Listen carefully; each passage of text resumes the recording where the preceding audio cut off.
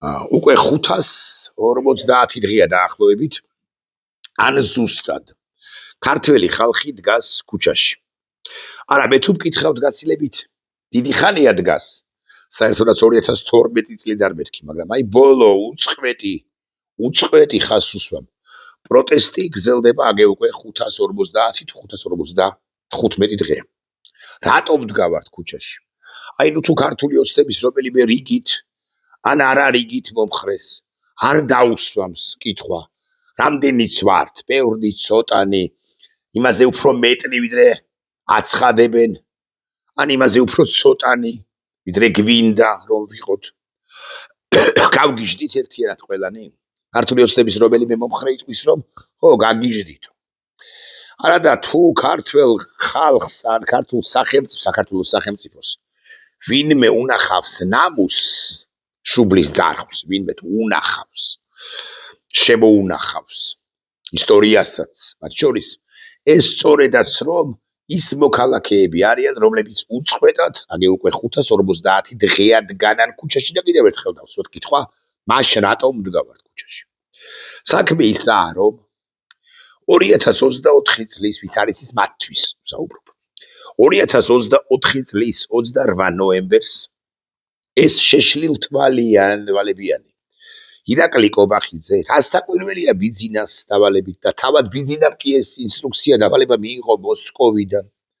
გამოვიდა, გააშტერა მზერა, შეხედა ჟურნალისტებს, კამერებს, ობიექტივებს, დაკაჩა თვალები მორიგ ჯერზე და თქვა, რომ საქართველო აჩერებს ევროკავშირში ინტეგრაციას 2028 წლამდე. არ დავაყენებთ საკითხს გაწევრიანების თაობაზე. რატო არ დააყენებთ ჩვენში რომ დარჩეს? უკვე შემდგომ პერიოდში 4, 5, 8, 9 თვის თავზე ამათმა გამოაცხადეს, რომ ესო ჩვენ კი არ შეგვიჩერებიაო ევროკავშირისკენ ინტეგრაციაო. არამედ თავად ევროკავშირმა მანამდე თვეებით ადრე თქვა, რომ საქართველოს არ გავაწევრიანება, ოღონდ ეს ტყუილია. და ამას დავასაბუთებ ნებისმიერ ფორმატში, ნებისმიერ პირთან. უნდა ვანახონ დოკუმენტი, სადაც ევროკავშირმა ეს ყველაფერი თქვა. ევროკავშირმა თქვა, რომ თუ საქართველოს ხელისუფლება გააგრძელებს ამ პოლიტიკას, ამ პოლიტიკას ჰქონდა არჩეული იმხანად უკვე მანამდე 28 ნოემბრამდე 6-7 თვით ადრე, ამ შემთხვევაში ჩვენ მართლაც აღარ დავაყენებთ საქართველოს თვის მორიგი კარის გახსნის ან მორიგი ეტაპის გადალახვის საკითხს და მართებულადაც მოიქცა. შენ ერთის მხრივ რუსული საქმე აკეთო და მეორეს მხრივ იხვეწებოდე ობჭყალებში. რომ ევროკავშირმა მიგიღოს ეგრე სად არის?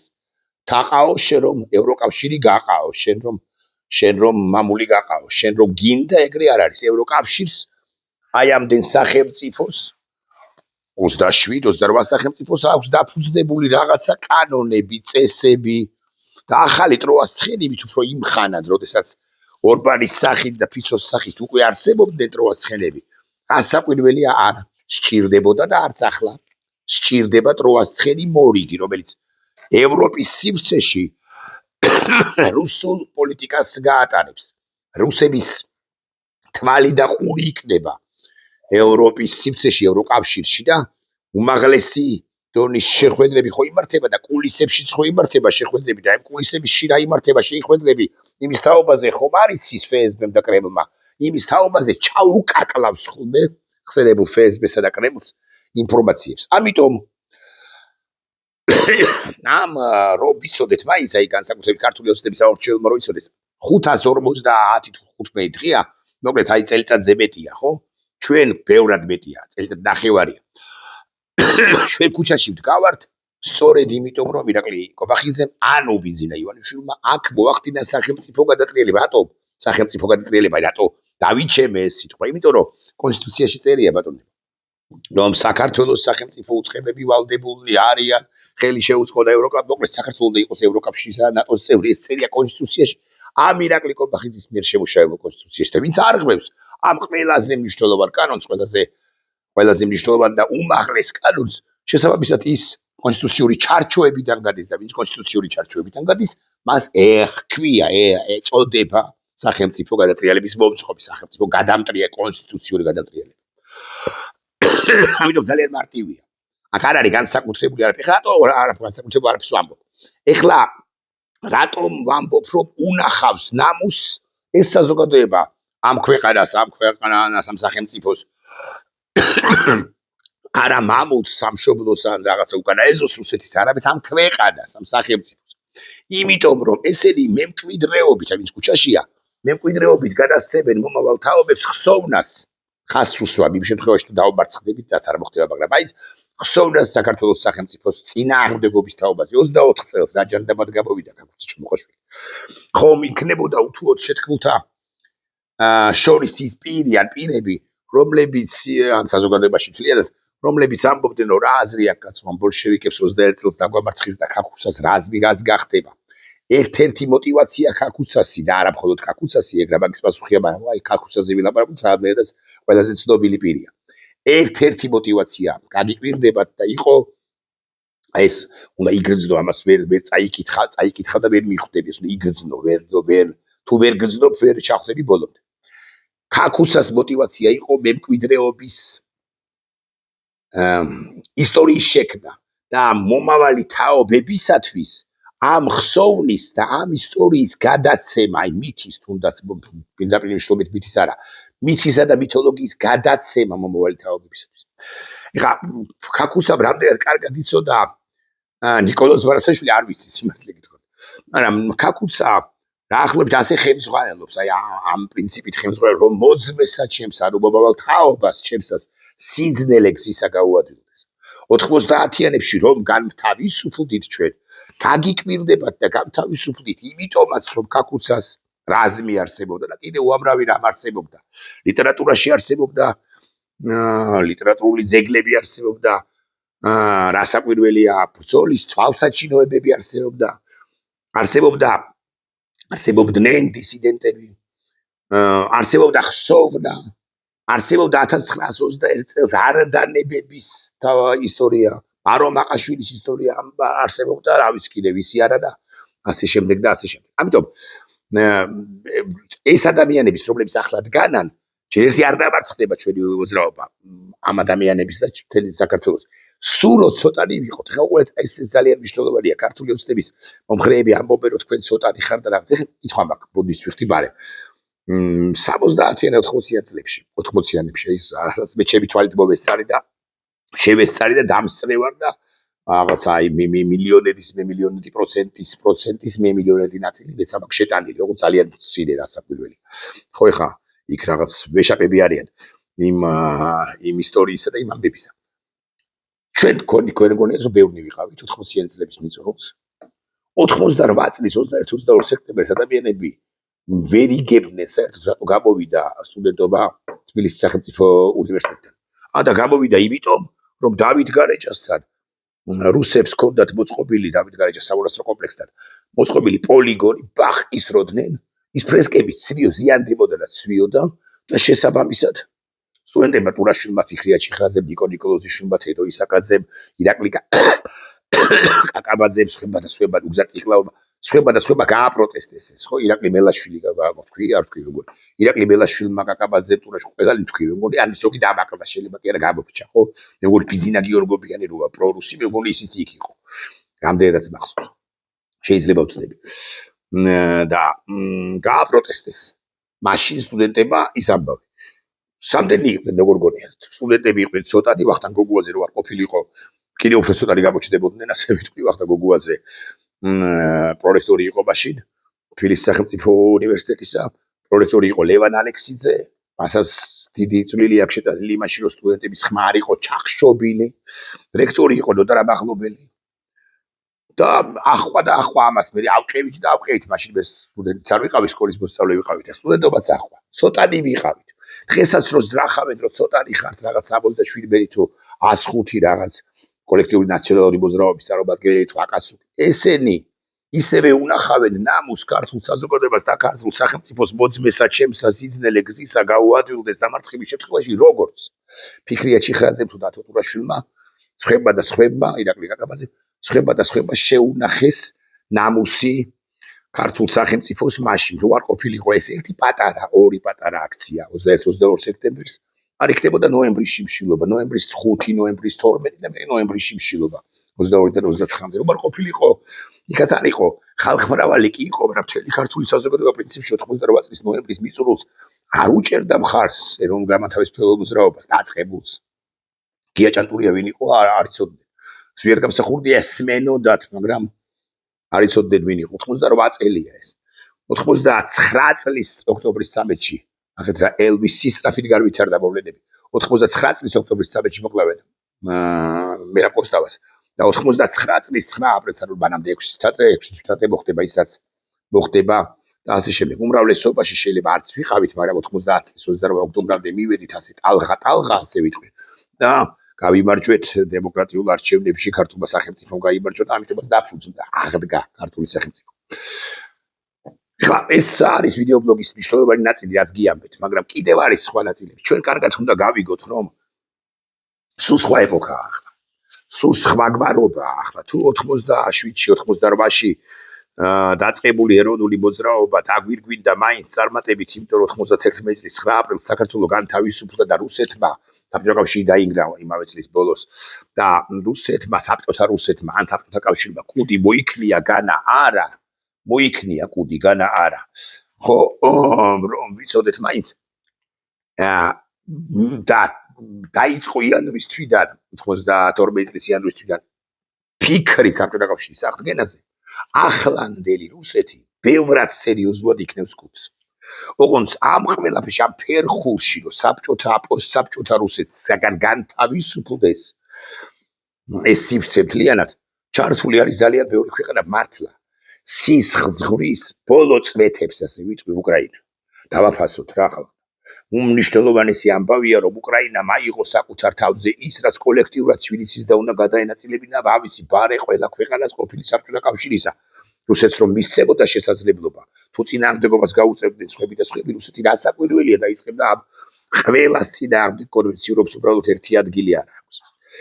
ეს არის ერთი ჯაჭვის რამდენიმე რგოლის უკრაინა საქართველო, მოლდოვა, სომხეთი, აზერბაიჯანი, ყაზახეთი, ავისი კიდევ ცენტრალური აზიის რომელიმე სახელმწიფო და ასე შემდეგ და ასე შემდეგ. აქვე უნდა ჩავთვალოთ რა საკვირველია რუსეთი არ ეშვება არც ესტონეთს, არც ლიეტვას, არც ლატვიას, არც არავის არ ეშვება რუსეთი, რომ ვიცოდეთ მაინც და თუ შესანცლავს უკრაინას მე უკვე იოლად მოინადირებს ყველა სხვა სახელმწიფოს. ამიტომ ჩვენ ესე თქვენ რაც გინდათ ის ქენით და ჩვენ გადავრჩებით, ასე არ გამოდის უბრალოდ.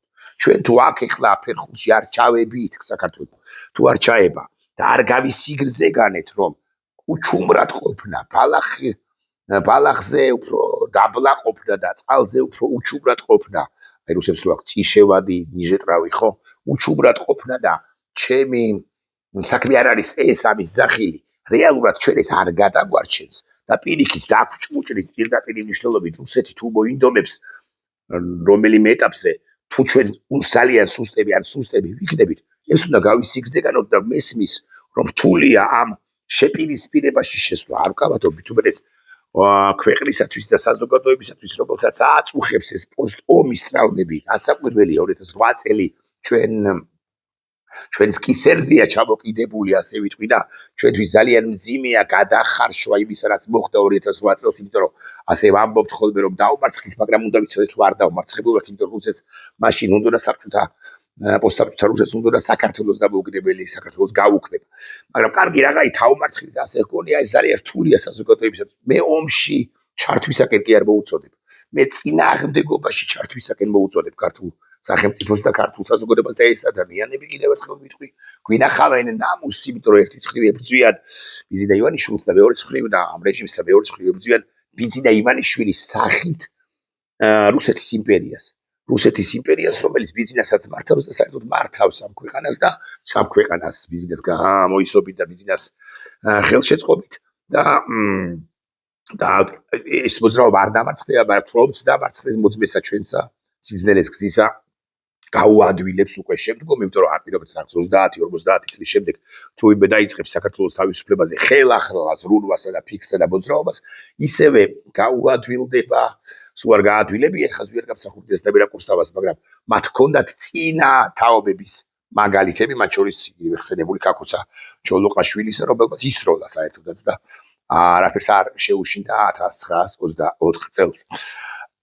და სხვა მაგალითები ცხადი არსებობს. პირდაპირ მნიშვნელობით შეიარაღებული შეპირისპირებისა რუსეთის მაშინდელ იმპერიასთან, რომლის მემკვიდრეც არის პუტინისტური იმპერია. ამ ყველაფერში ფერხულში აკითხავთ, ყველა არის ჩართული, რომელიც და ეს ყველა სახელმწიფო ის სიგრძე განებს, რამდენად სერიოზული პრობლემების წინაშე ვართ. თუ ბიზნესში ხო მაგობს უკრაინას და თუ უკრაინა ემან დაეცემა, რაც არ მოხდება, მაგრამ მაინც თუ ემან დაეცემა, კარგად უნდა გავიგოთ, რომ რაცა უნდა შეეტენოთ ბიზნეს ივანიშვილი რუსეთს საქართველოს როგორც სახელმწიფო ვერ გადარჩება. როგორც სახელმწიფო ხალხს უსვამ, მისი იდენტობა საერთოდ მოშლილი იქნება ბიზნესებას აკამას აკეთებს, რუსეთის გარნახით აკეთებს. მისი თვითმყოფადობა მოშლილი იქნება, მისი საზღვრები მოშლილი იქნება, საქართველოს ნაცრისფერი ზონა საერთოდ სახელმწიფო თუ იქნება, თუ ერქმევა ქვეყანა სახელმწიფო, ჯორჯია თუ ერქმევა მსოფლიო რუკაზე, იქნება საერთოდ წაშლილი, ამიტომ გარდაულა აუცილებელია უკრაინასთან მეტი და მეტი მხარდაჭერა, უკრაინის მეტი და მეტი მხარდაჭერა, უკრაინასთან მეტი და მეტი პარტნიორობა, რასაც ქართული ოცნება რასაკუთრებია არ ჩაიდებს. ეხლა მე დავსვამით გენერალურ და ძალიან საინტერესო კითხვას ჩემი ღვაწლით. ვინ ზრუნავს საქართველოს ევროინტეგრაციას? თუ მეტყვით რომ პაპუაშვილი ზრუნავს, თუ მეგეთყვით რომ არ ზრუნავს, ყაბელაშვილი არ ზრუნავს, კობახიძე არ ზრუნავს. აკი გითხარით რომ ბაბათმა სახელმწიფო გადატრიალება ჩაიდინეს 28 ნოემბერს 2024 წლის. ეხლა რა შუაში ამ ყველაფერთან ვოლოდიმირ ზელენსკი საქართველოს ევროინტეგრაციასთან ერთის მხრივ და გააზრებასთან რა დღეში არის საქართველო. ზელენსკი გაცილებით უკეთ იაზრებს იმას, რა დღეშიც არის, ამ ძიმე დღეშიც არის საქართველო. და ზელენსკი როგორც მორალური ლიდერი ევროპის კონტინენტის და ვინიცის და მთელი მსოფლიოსის, ანუ ის პირი, რომელიც მას გაუბედა რუსეთს და ხელი უკუღმა აარტყა, მას უსმენენ და ზელენსკი არის ერთგვარი ორიენტირი ბევრისთვის და ავტორიტეტი ბევრისთვის. ხო და ეს ზელენსკი გამოდის წინადადებით ამგვარით. ევროპამ არ უნდა მიატოვოს ქართველი ხალხი.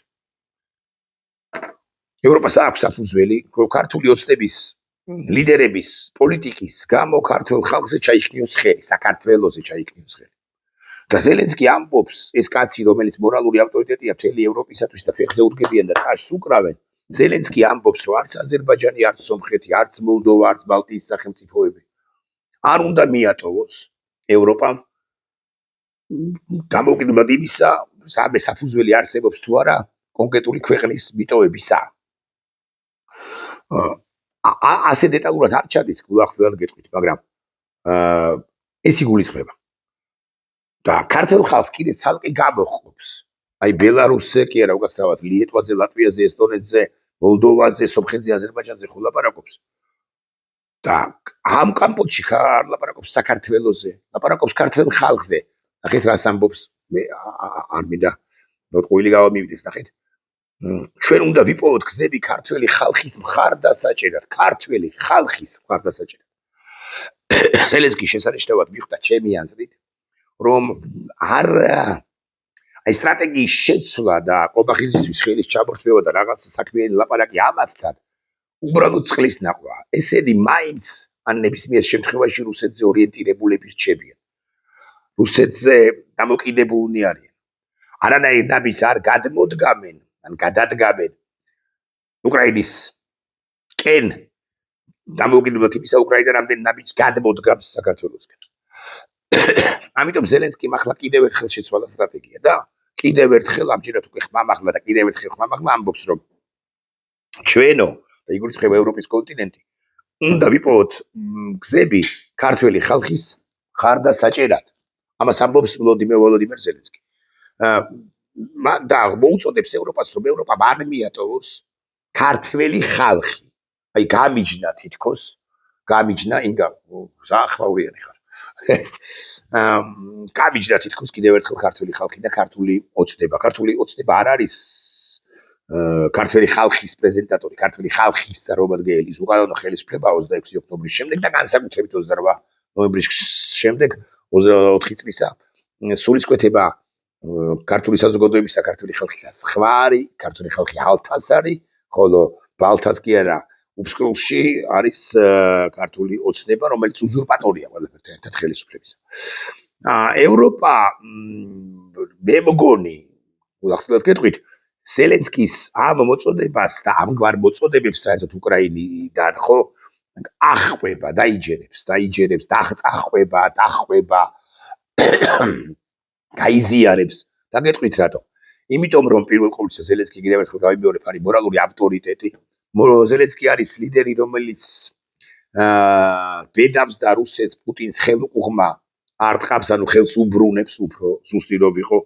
ზელენსკი არის გარანტორი, უკრაინა არის გარანტი ევროპის კონტინენტის დაცვის, ანუ პირიქითაც არის, არა მარტო ევროპა იცავს ახლა მოცემულ ეტაპზე უკრაინას, არამედ უკრაინაც ერთგვარი საფუძველია მომავალი 7 ევროპისა და ეს არის მოძრაობა ორივე მიმართულებით, ანუ ევროპის მოძრაობა უკრაინისაკენ და უკრაინის მოძრაობა ევროპისაკენ.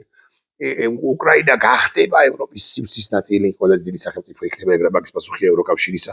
მერე უკვე მოდერნიზებულ თუ არა მოდერნიზებულ ნატოსაც შეუერთდება და მისი სიტყვა როგორც ესეთი აი frontline country-სა, პირველი ქვეყნისა, რომელიც არ დანებდა, ჩვენც არ დავნებდით, მაგრამ აი ესე გაუწელა 1600 დღეა ლამის ომი მიმდინარეობს.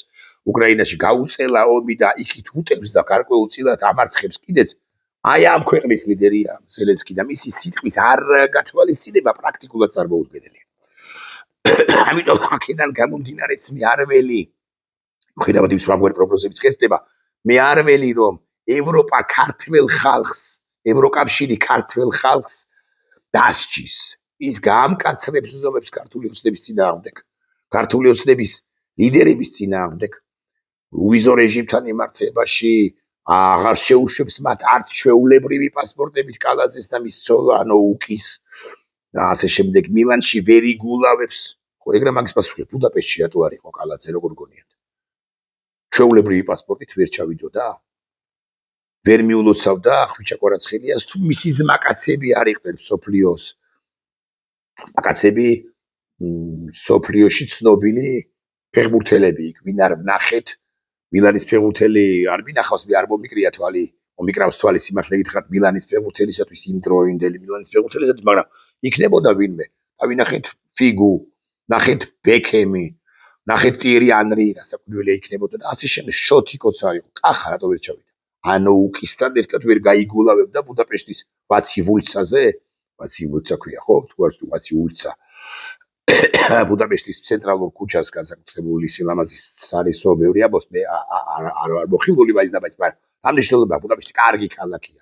აი პეშტის მხარეს ვერ გადავიდოდა თუ ბუდას მხარეს იქ არა ჩვეულებრივი რაღაც გასართობი ცენტრებია, გასართობი სივრცეებია, დისკოტეკებია და ასე შემდეგ. კახა ვერ ჩავიდა რამდენიც მე ვიცი, ყოველთვის კალდი არ გაურცელებია კალაძის გადავაბოწმოთ, მოდით გადავაბოწმოთ, მოდის ვიხდიოთ ხვილი რო არ გავავიდეს. კახა კალაძე, მე მგონი წამშალა, მაგრამ მაინც გადავაბოწმოთ. წამშალე კახი. კახა ხო ინდა თუ კახი? კალაძე. კახა კალაძე. ვაი, დავჩაუძიოთ.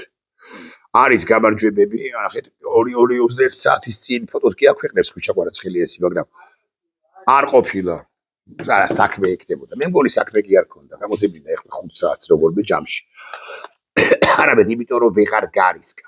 მოკლედ ევროპა არ დაგვრჩის ჩვენ ქართულ საზოგადოებას და დასჯის კახა კალაძეს, ირაკლი კობახიძეს და ასე შემდეგ და ზელენსკიმ პრინციპში ამისაკენ მოუწოდა მთელს სოფლიოს, მთელს ევროპას.